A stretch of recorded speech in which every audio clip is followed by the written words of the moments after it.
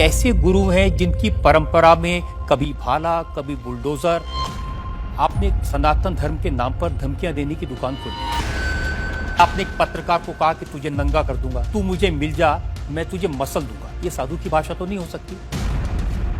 जिन साईं बाबा को करोड़ों लोग मानते हैं, उनकी पूजा करते हैं, उनके मंदिरों में लाखों लोग जाते हैं, उनके बारे में इस तरह की भाषा। ये लाइसेंस आपको किसने दे दिया? बागेश्वर धाम आने से लोगों का इलाज हो जाता है, फिर आपको कैंसर हॉस्पिटल बनाने की क्या जरूरत है? मैं तो सोच रहा था कि आपको पहले से पता होगा कि मैं क्या पूछने वाला हूँ। आप कहते हैं कि मैं अब बुलडोजर खरीदने वाला हूँ, हिंदुओं एक हो जाओ, पत्थर मारने वालों पर बुलडोजर चलाओ। ये भी हमारा अहिंसात्मक है, पूर्ण अहिंसा।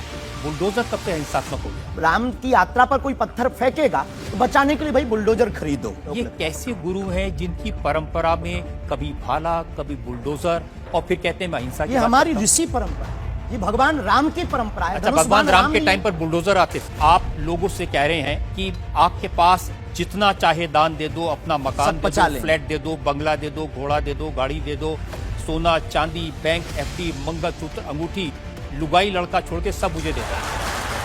हम लेते हैं, कोई अगर देता है तो स्वीकार करते गुरु के नाते। हम उस परंपरा से हैं जहां अंगूठा तक दान गुरु को दे दिया जाता है, हम भी लेते हैं। तो आपने क्या क्या लीलाएं की हैं? कोई ऐसी लीला नहीं की जिसमें हम फंसे, लेकिन आपकी अदालत में आए हैं। ब्राह्मण समाज पर कमेंट करने वाले एक व्यक्ति को आपने कहा मूर्ख, ठठेरी के बरे, नकट्टा। स्वभाव सनातनी हिंदू होने के नाते वो लहजा निकल जाता है और सठिय साठ्यम समाचारी। आपने कहा संत तुकाराम की लुगाई रोज उन्हें मारती थी, रोज पीटती थी डंडे से, तो किसी ने उनसे पूछा तुम रोज लुगाई से पिटते हो, शर्म नहीं आती? आपको नहीं लगता कि संत तुकाराम जैसे महान संत के बारे में ये कह दिया, उसके लिए हमने गलती माननी चाहिए? बिल्कुल, हमने सहर्ष क्षमा भी मांगी और आज भी कहते हैं।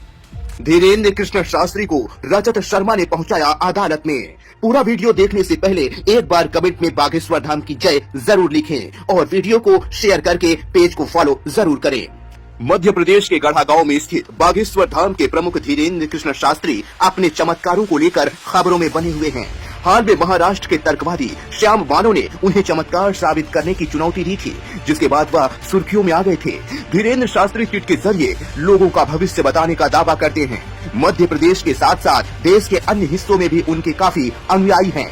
बागेश्वर धाम सरकार कई बार अपने बयानों को लेकर भी विवादों में रहे हैं। पिछले दिनों एक शख्स ने उनके आश्रम में फोन करके उन्हें नुकसान पहुंचाने की धमकी भी दी थी। शास्त्री तमाम मुद्दों पर कटघरे में बैठकर इंडिया टीवी के editor in chief Rajat Sharma के सवालों का जवाब देते हुए नजर आएंगे।